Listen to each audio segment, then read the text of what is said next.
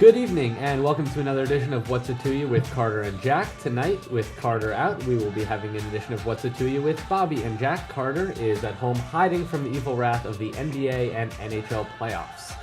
However, we're still here, and we've got a full slate of stuff. We're going to talk about conference finals from Oklahoma City to Montreal in both sports. We're going to investigate the New York Yankees' struggle with injuries, and we're going to talk about whether the NFL playoffs should stay just how they are or expand to 14 teams. What's It To You starts right now.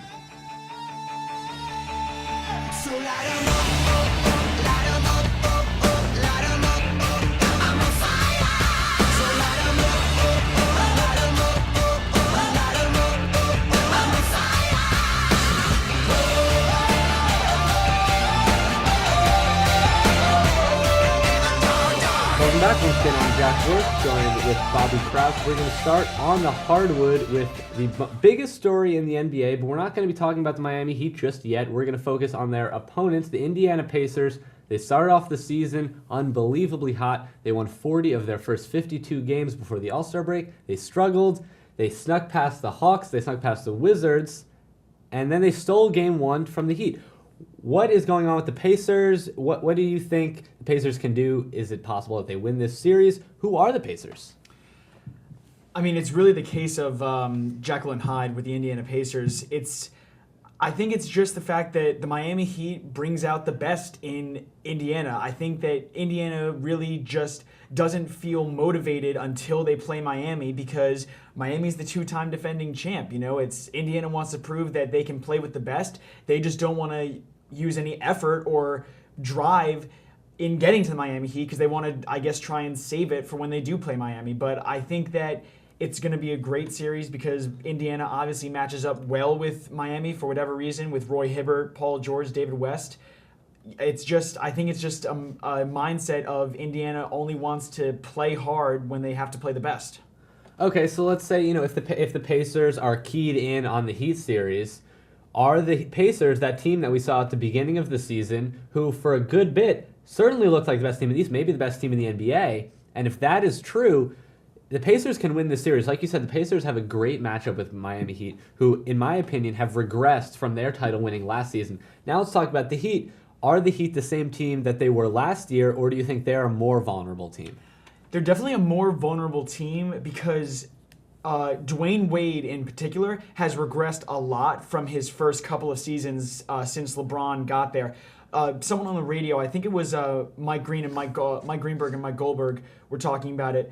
It used to be when LeBron first got to Miami, when he would have one of those monster playoff games like he did in the second round against Brooklyn, going off for 49 or 50 points, Miami would win by 15 or 20 because the bench support and the supporting cast around him would be enough to just carry Miami into another stratosphere. Now Miami is getting 50-point games from LeBron, but they're just barely squeaking by. They almost lost to the Nets in that game. So I think Miami has regressed, except for LeBron, which is making the Heat as a team fall farther back to the pack in definitely with Indiana. And I agree completely. I'd say, aside from LeBron, you look at that that Miami roster, and you can say that every single player, is either the same or has regressed from last season. Their off-season signings, particularly Oden and Beasley, have not panned out. Their bench, where they were a nice supporting cast last year, has really, they've failed to make a difference. Ray Allen is going to give you 1 or 2 games a series, but is going to be invisible a lot of the time. Dwayne Wade is not a top 20 player anymore, and Chris Bosh has regressed to the point where he is a 3-point specialist at the center. Chris Bosh, he's shooting mid-range shots and 3-pointers, and their only real paint player is LeBron, which matches up. It's like a gift to these Pacers, who dominate the paint. Roy Hibbert has allowed Chris Bosh over the regular season and playoffs to just 11 points and 4 rebounds, per matchup. And can that continue throughout the playoffs? What do you think the Heat need to do differently? Do they have to be a more physical team if they want to, use some of the Pacers' medicine against them?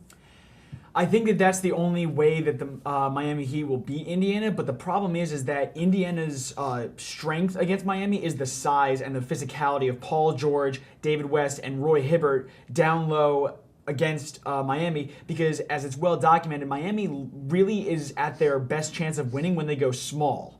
And the problem is that if they want the best chance offensively against the defensively stout Pacers, they have to put their best offensive lineup out, which plays right into the hands of the offensive scheme of the Pacers, allowing Roy Hibbert to dominate the paint against Chris Bosh and occasionally Chris Anderson, Birdman. So I think it's just... I don't know how the series is going to pan out. I don't think that it's over by any stretch of the imagination because Miami has LeBron, and sometimes that's all you need. But it's going to be very interesting to see how Miami, with this regressing supporting cast around LeBron James, tries to combat the suddenly superstar Pacers who seem to be on another level right now.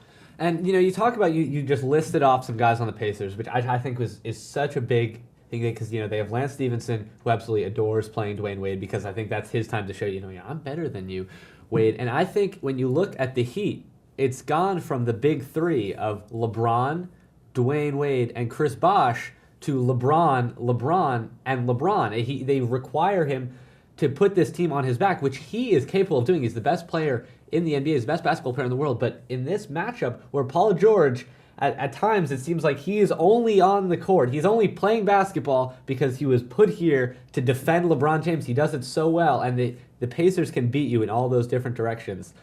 To me, that's key. I don't know, if you mentioned David West. I love David West because I think in Game 6 of that first round series, when it looked like Atlanta was actually going to take the series from the Pacers, David West is that kind of veteran that you need, that looked around and said, you know what, we're a better team, let's play like it. He won, they were down by 5. He was fouled, made his 2 free throws. They got it. He gets the steal, scores the next 4 points for Indiana. I don't think Miami has a player like that, a veteran who's seen it all, who can, postpone. If the team is struggling, who can stop the bleeding. Maybe it's Ray Allen. I don't know what you think about that.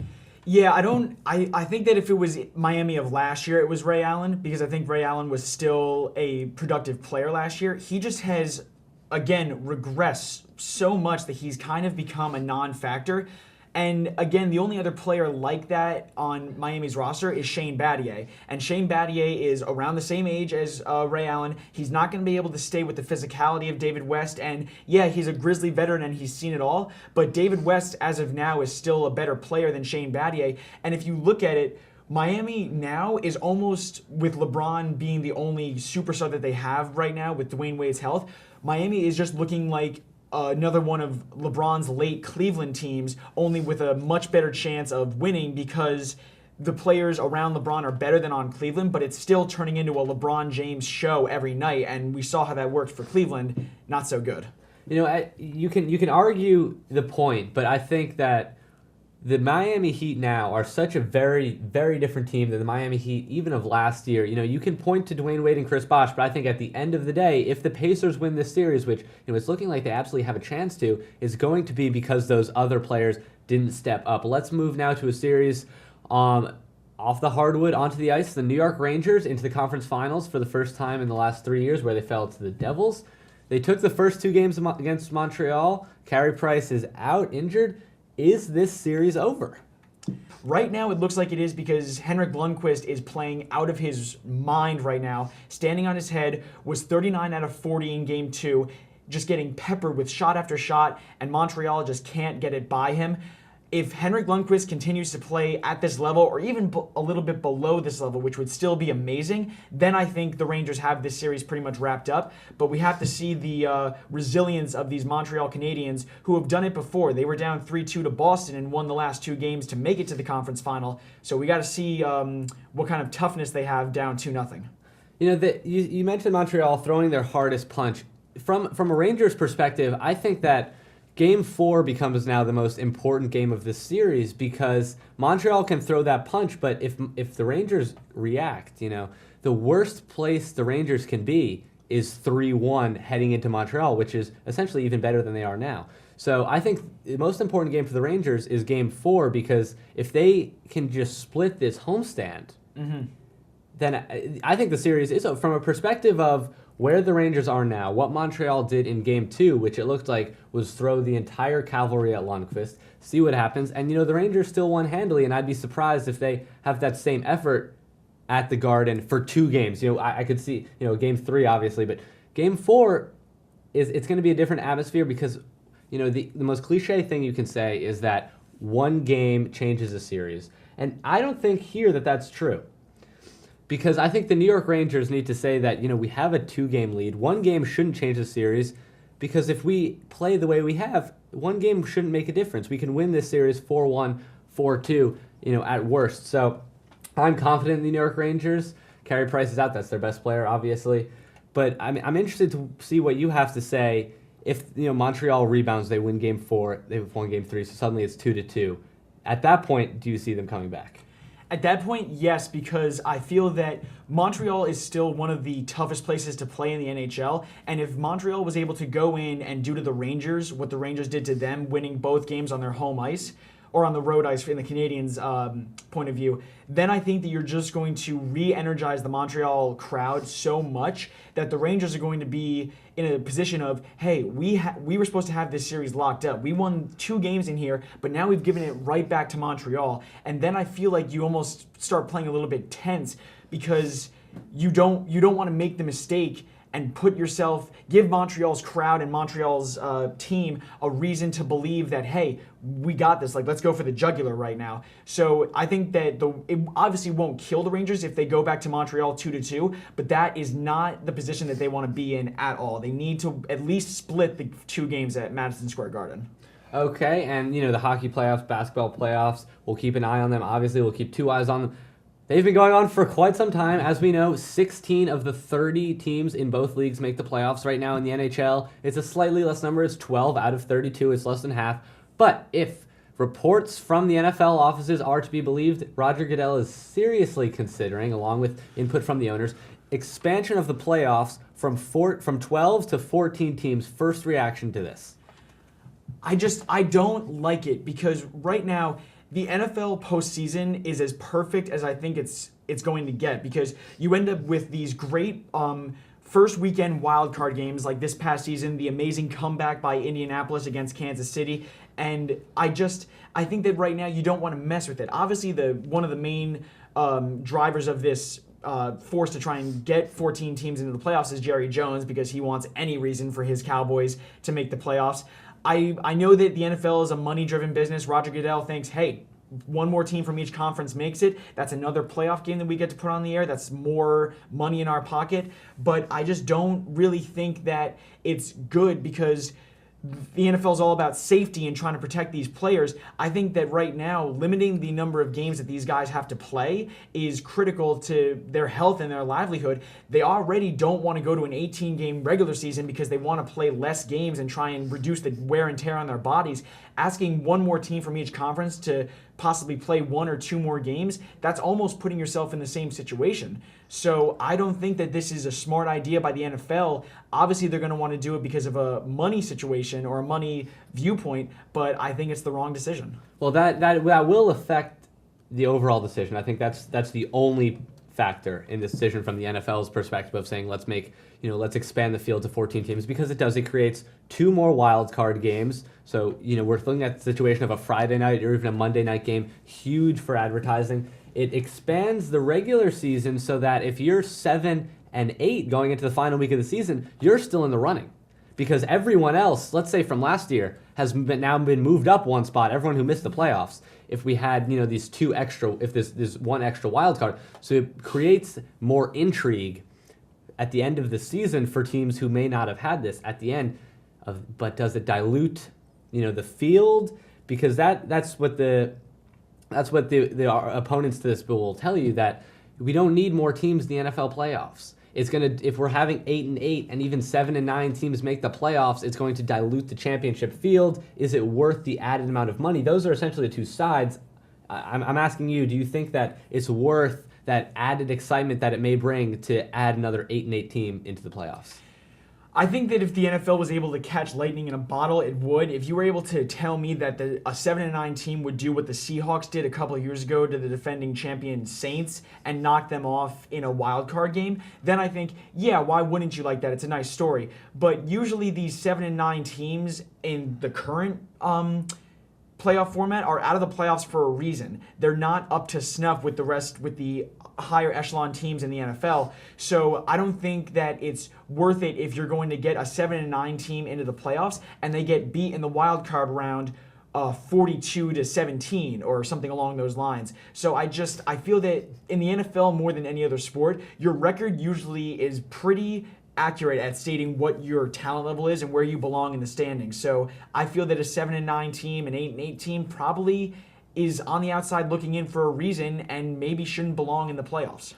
And I'm in the same boat. If we're talking about modifying the NFL playoffs, I'm a huge fan of scrapping the division winners get home field advantage card, because then you have 7-9 teams like the Seahawks suddenly having that massive advantage against 11-5 wild card teams. Mm-hmm. But I think going down the road, it is very likely that we will see a 14 team NFL playoff system. Obviously, more updates on that to come. We're going to take a short break, and on the other side, we'll stick with football, Johnny Football, that is, and then we'll move on to the Yankees, and we'll close out the show back at basketball. Stay right with us.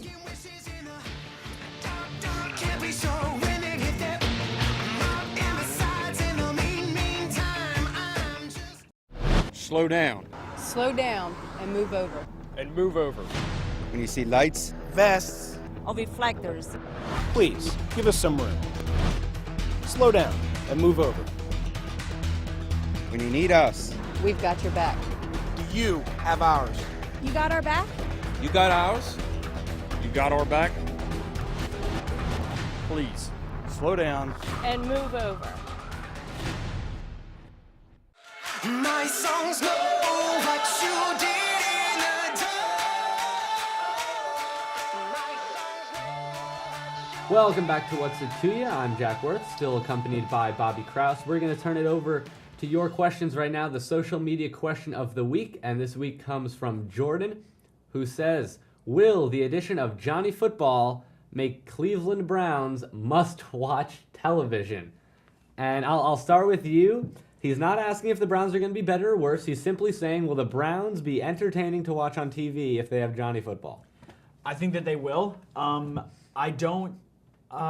I don't know if he's going to be entertaining for the entire country, but I do know that after he was drafted, Cleveland sold about 1,500 more season tickets. So at least people in Cleveland want to see him. That usually means that people around the general area will want to see him. And Johnny Football is an exciting player. You know, he put Texas A&M on the map. People loved him. And I think that if he gets a chance to play on a consistent basis and plays up to the level that he did in college, then he will turn the Browns into must-watch TV, because he's going to be one of the most exciting players in the NFL if he holds up to what he did at A&M. Well, and I think you said it right there. You know, Johnny Football isn't going to make the Cleveland Browns must-watch TV unless Johnny Football is playing for the Cleveland Browns. Mm-hmm. Obviously, he has to earn his job just like any other player on the roster. But from a casual fan's perspective, an outside opinion who really doesn't care if the Cleveland Browns win or lose, but just wants to watch some good football, I'd be really upset if Manziel's not out there every Sunday playing the whole game, because Johnny Football, love him or hate him, is fun to watch, whether he succeeds or fails. He's the type of guy whose game is just exciting. So, I mean, I'm personally rooting for Manziel to win, because I think, yes, it does make it much-watch TV. You know, I liken it to Team Tebow a couple years ago coming out of college, watching, going to the Denver Broncos. Yeah. This was pre-Peyton. This was pre-John Fox, and the Denver Broncos were a team very much not on the map. Their starting quarterback was Kyle Orton. Right. But suddenly, every weekend, you're like, I got to watch the Broncos game because Tebow is going to do something crazy. Yeah, and I think that if Johnny Manziel did end up doing something like that, like Tebow did, the NFL would jump for joy, because it would finally give them another NFL team to brand and market and be able to give a primetime game to, which they haven't been able to do in almost the entire existence of the Cleveland franchise. I as well am rooting for Johnny Manziel. I love watching him play. I sometimes question what he does off the field, but that's got to be determined later and dealt with later. If he gets on the field and wins the job over Brian Hoyer, then I think that just based on his natural ability, which seems to be very, very high and very, very stout, I think that he will turn the Cleveland Browns into must-watch TV, at least to a certain extent. And I agree completely with what you said of Manziel turning the Browns into a brand. And I absolutely think the NFL would jump for joy, because this is a Cleveland Browns team that really doesn't have a brand. They haven't, since their return to the league back in the 90s. So if Manziel can give them that image, right now he is the highest selling jersey in the NFL. Let me repeat that. The highest selling jersey in the NFL belongs to a Cleveland Brown. If this can continue over the next 2 years, the NFL is thrilled because suddenly you have what should be a marquee franchise in Cleveland, a franchise with history, a franchise with absolutely diehard fans. They have a face, and they have one of the most marketable faces in probably the entire league. I mean, I can't think of anybody who's more marketable than Johnny Football. No, as of this point, I can't either because he's just he makes himself into what he is just based on what his personality is. You know, he's outgoing, he's boisterous, he's cocky. At least in college he was. In the NFL, he's being quiet and accepting his role right now, which is good for a rookie. The only problem is that with it, sort of jumping to a different story, the Josh Gordon pending suspension might hinder him because then what's going to happen is if he doesn't have his marquee wide receiver out there, then he might struggle, not at his own fault, but just because he doesn't have enough targets out there, and then it might turn in the opposite direction because the team won't be winning, and whether or not it's his fault or not, the blame's going to go to the quarterback. So it's got to be... You got to take some and give some, but I'm interested to see if Manziel wins the job, and if he does, how does he perform? I'm really hoping that he can take that Cleveland team to somewhere where they haven't been before. Hey, and I agree, and there are people much smarter than I am who are still, on the fence about whether or not it was even a good move on the field for the Cleveland Browns. All I'm saying is that, I can't think of another player in the NFL whose on-the-field success, at least in college, was so exciting, combined with such an off-the-field, personality. When in terms of entertainment, which is what the NFL is, sports entertainment, Johnny Manziel is going to be must-watch TV. And, if ESPN's coverage is any indication, he will probably be named MVP by week 8. It's going to be renamed the Manziel Valuable Player. Right. Let's take a look at the Yankees now. The season is in mid-swing. The Yankees, they got off to a nice start. They're being derailed right now by injuries. We saw Ivan Nova go down for the entire season, which was, in my opinion, a crucial blow. Can the Yankees respond to these injuries, and can they still, their goal is the playoffs. Can they still respond with enough success to, be playing in October? As of right now, they can because the AL East is not what it was last year where they had the one runaway team or two runaway teams that no one could catch up to. Tampa Bay is about 7 games under 500, greatly underperforming. Boston is not looking like a defending champion as of this moment. The Yankees right now sit in first place, and that's without their supposed ace, at least going into the season, CC Sabathia, and one of their big off-season acquisitions, Carlos Beltran. CC's supposed to be out for 6 weeks with a knee injury, and Beltran could be out for the next 10 days, or he could be out for up to 12 weeks, at least from getting back onto the field, not in a DH role, with the bone spur in his elbow. I think that the talent is there with Jacoby Ellsbury, Derek Jeter, Brian McCann, and Masahiro Tanaka, who's been a godsend to the Yankees and looks like the steal of the offseason. If the AL East stays as it is now and the Yankees can just stay afloat and play just a bit above 500 ball, then I think then once these guys get back, they'll be able to just charge ahead and take control of the AL East and make a run for the playoffs. And, I think here's where me and you disagree, because we're both Yankee fans, but looking at it, I think the Yankees coming into the season knew they were going to struggle with injuries. That's what happens when you lean on players like Carlos Beltran, who's he's an older player. He's dealt with injuries in the past. Even guys like Derek Jeter, Jacoby Ellsbury has dealt with injuries. But I think the pitching that is no longer there, the CC Sabathia and Ivan Nova, really hurts them because going into the season and even through the first couple weeks before Nova's injury, you could say, all right, I'm looking at this Yankees rotation 1 through 5, and I'm not seeing any weaknesses. But where the weakness could be is spots 6 through 9, which we usually don't hear about because they usually don't take the mound. But when you have two guys who are on the opening day roster, suddenly those guys, number 6 and number 7 starters, are thrust into the light. They're pitching every 5 days, and if CC doesn't get back until July, I don't know if the Yankees will be able to stay afloat with 40% of their opening day rotation now on the DL. Yeah, that's true, but I feel that right now they're being bolstered obviously by the play of Tanaka going for 7-0. Right now is the Rookie of the Year favorite with Jose Abreu on the DL. I just think that the Yankees are going to be getting enough out of Masahiro Tanaka, Vidal Nuno, And the good thing for the Yankees is that right now their bullpen is really coming through for them. That's one of Joe Girardi's biggest strengths as a manager, is managing his bullpen, using the guys right in key situations. So if a starter only goes 4 2/3 or 5 1/3 inning, then the bullpen is there to bail them out. And they have good spot-up starters in Adam Warren in the bullpen. That's their biggest emergency arm out of the bullpen. So I am optimistic that the Yankees' offense is going to be enough to maybe outscore the pitching on the days when the lower starters are going. And I just feel that there's the talent there to do it and just hold the fort down until the reinforcements get there. And I think the bullpen you mentioned is a wonderful point, because especially when you're leaning on guys like you said, Nuno, who we're not expecting to be major league pitchers, maybe they don't have the talent to be major league starters. They're only going to give you 5 or 6 innings a night. But if you have that bullpen who can back them up, that it becomes a crazily different situation, because you're looking at this where you say you only need to give me 5 2/3, and then I have all these guys that can finish the game. Tanaka obviously is looking like an ace right now, which is beyond the Yankees' wildest dreams. If the offense doesn't step up, though, because the offense has not done a bad job, but the offense is going to need to step their game up just because they're pitching. I think that that team ERA is going to inflate.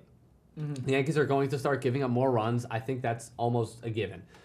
The Yankees offense, in the meantime, needs to do the same. Their run scored needs to increase. They can't afford any more injuries, in my opinion.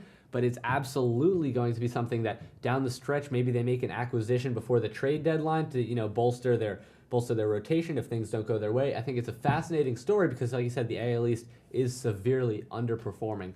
That's all we've got for tonight. I'm gonna do a parting shot. I don't usually do these, so I'd like a lower standard here. But as the baseball season or the basketball season rounds to a close, the hockey season rounds to a close.